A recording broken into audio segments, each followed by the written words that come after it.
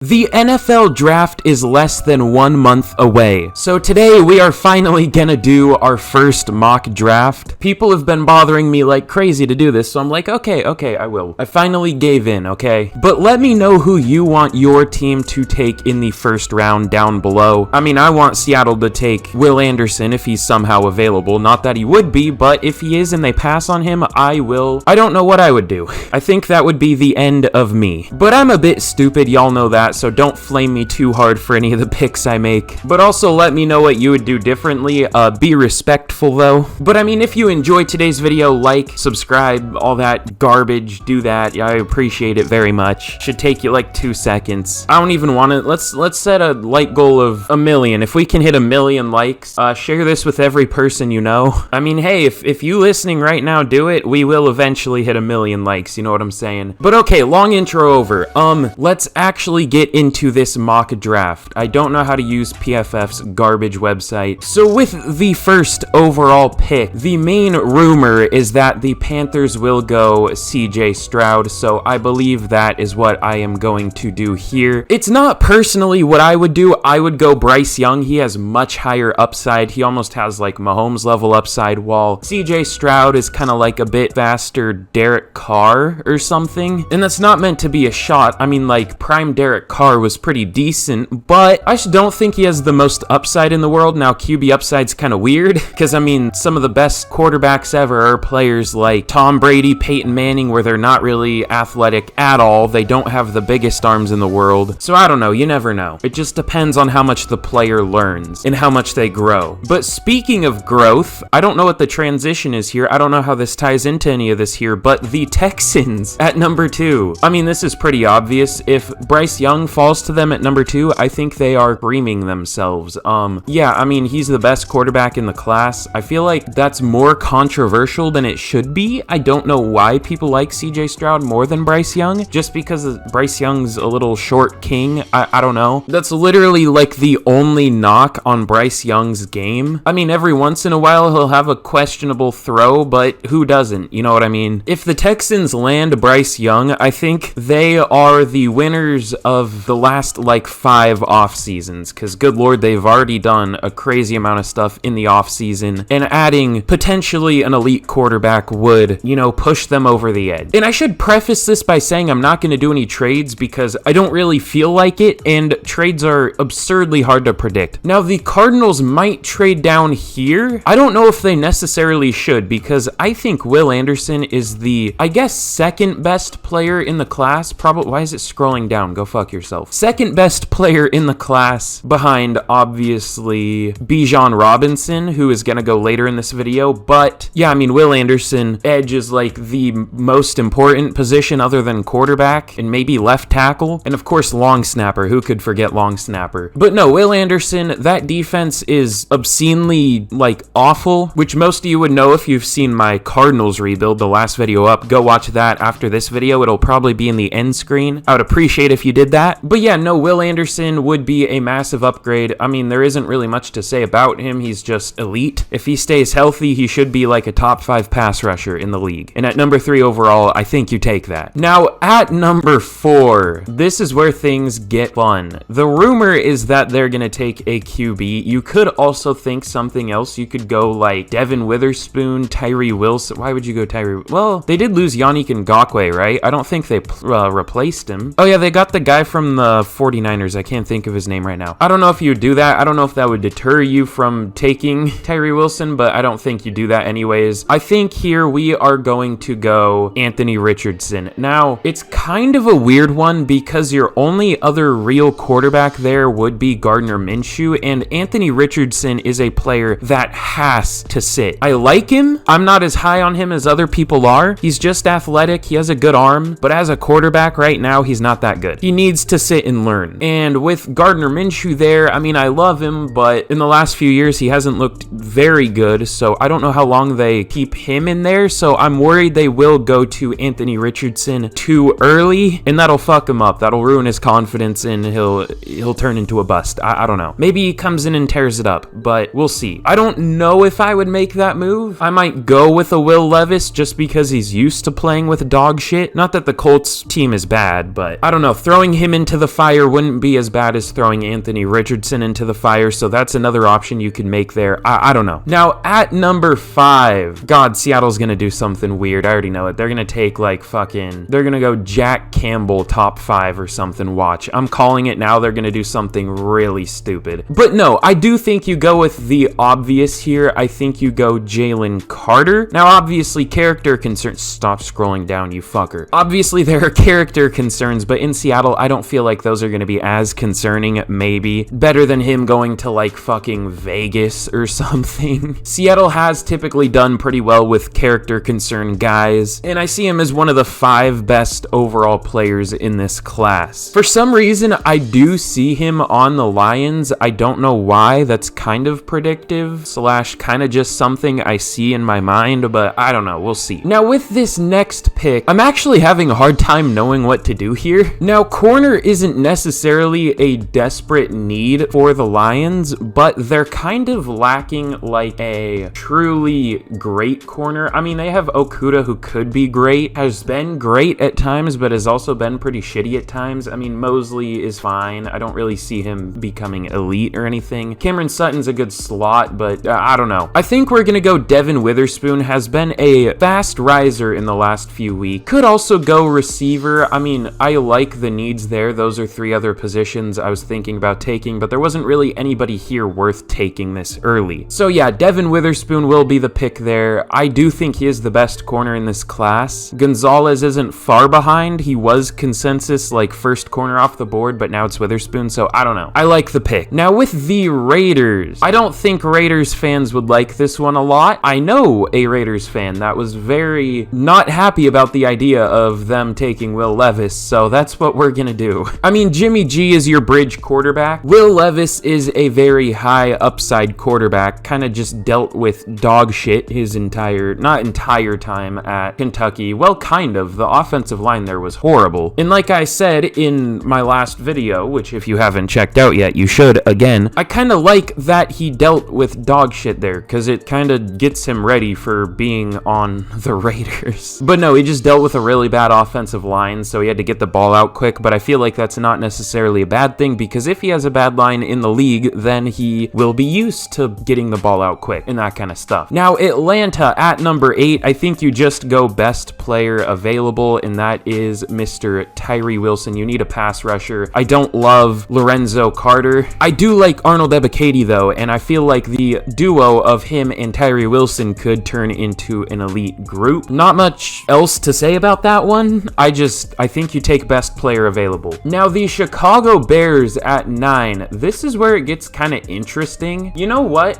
Between two or three players. The thing is, the Bears have upgraded their roster a lot. Before they got DJ Moore, I would have obviously gone receiver. You still could go receiver, but I don't feel like you need to anymore. You have decent depth players there too. I mean, I think you're fine enough at receiver. O-line, I mean, really the last one you really need is center, and I don't feel like you go with a center this high. There isn't anyone good enough to take top 10. Tight end, definitely not. I mean, these are the players I am stuck between. Christian Gonzalez, Kalijah Cansey, maybe, Lucas Van Ness, and Bijan Robinson. You know what? Okay, no, with this Bears pick, I think I am just going to go Lucas Van Ness. Your defensive line there is still horrid. I mean, I liked the addition of DeMarcus Walker, but that's really all I like. Well, they did add Andrew Billings too, but there's nobody there that's gonna turn into like a really good player, and I feel like Lucas Van Ness has the upside to be a really good player. I wasn't the biggest fan of Dominique Robinson coming out last year, so I think he'll just slide right in there, and I would love that pick if they made it. I would also like Bijan, honestly. They could go a number of ways there, and I wouldn't really be upset. Hell, you could go Brian Branch. I would like that. You could go Christian Gonzalez. You could even go Quentin Johnston, Peter Skoronski. I would be pretty much chill with whatever. Speaking of Brian Branch, though, I mean, this Eagles safety group is not good. They did pick up Terrell Edmonds. I like that. I don't mind Reed Blankenship. I mean, he came in and looked decent last year. I don't think you'd necessarily trust him, though, so we are going to go with one of the best players left on the board. I mean, really, you can play him wherever. I mean, if Avonte Maddox gets hurt, you could play him in the slot. You could really do whatever with him. Very versatile player. Let's go Mr. Brian Branch to to the Eagles. Now, the Tennessee Titans, oh god, you could really go anything here and I would be okay with it. Luckily for them, their top listed needs are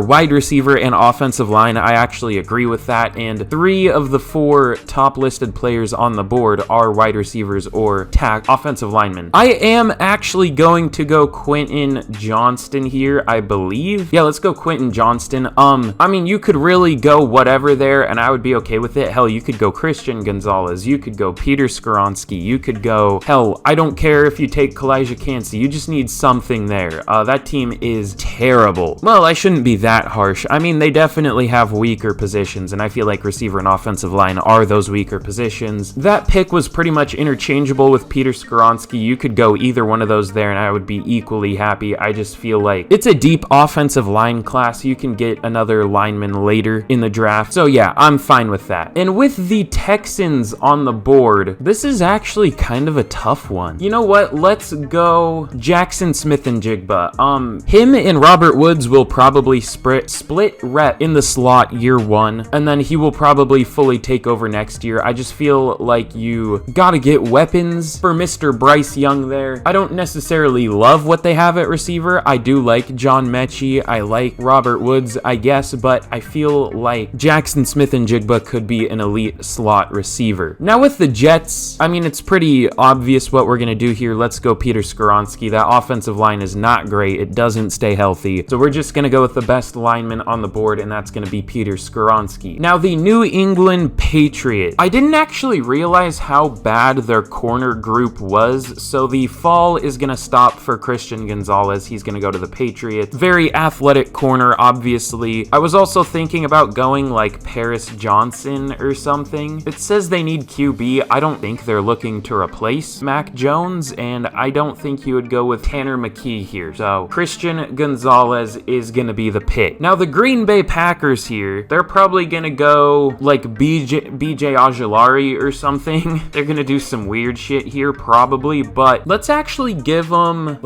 Dalton Kincaid. I feel like that tight end group is very concerning. I think Josiah DeGuara or something is your starting tight end. No thank you. I know you shouldn't always draft for need over just positional or just player value, but I feel like in that situation Dalton Kincaid is the best option. Now the Commanders at number 16, they do already have a pretty decent roster actually, but I don't trust Andrew Wiley starting at tackle. Now Sam Cosmi did start at tackle for them last year and he was actually pretty decent, but for some reason now he's listed at guard, which he has played before obviously. So I mean, based off what they're working with right now, let's just go Paris Johnson, best lineman on the board. Sounds like a good plan to me. With the Steelers on the board, I mean, do I really even have to elaborate? Joey Porter Jr., I mean, keeping it in the family, you know what I'm, bad terminology there, but corner isn't your biggest need in the world, but it is kind of a need, and you know, Joey Porter is staring you right in the face. I think you do it. The Lions here at number 18, who did we go? We went with, yeah, Devin Witherspoon. Here, let's give him Kalijah Kancey, completely overhauling this defense. It was one of the worst defenses in the league for like the first half of last year. It kind of rebounded, but I feel like you need to add like a really high upside player. Obviously there are Aaron Donald comps because Pittsburgh, but I mean, he could turn into a close-ish player. Obviously he's not going to turn into Aaron Donald because Aaron Donald, but could turn into an absolute monster, so we'll see. The Buccaneers at number 19. Oh, that team is bad. I don't actually know what to do here. I don't necessarily trust Brandon Walton starting for them at left tackle. Let's go Broderick Jones. That offensive line is not great. We'll just say that. They have a couple good players in Tristan Wirfs and Ryan Jensen, but that's it. And even then, Ryan Jensen is solid. Kind of has injury concerns as of late. I mean, this team is just bad. There wasn't really a QB you can take here. Tight end, I feel like that's not important enough of a position to ignore like offensive line or like receiver or D-line or something for. So I think that is the right move. Now here with Seattle at pick number 20, I feel like they're gonna go something weird. Let's just go Jordan Addison, best receiver on the board. You obviously need a third receiver. You have DK Metcalf, Tyler Lockett, one of the best receiver duos in the league, but you don't have anything outside of that. So I think Jordan Addison will be the pick there if he is available. I was also thinking about like Nolan Smith, Miles Murphy,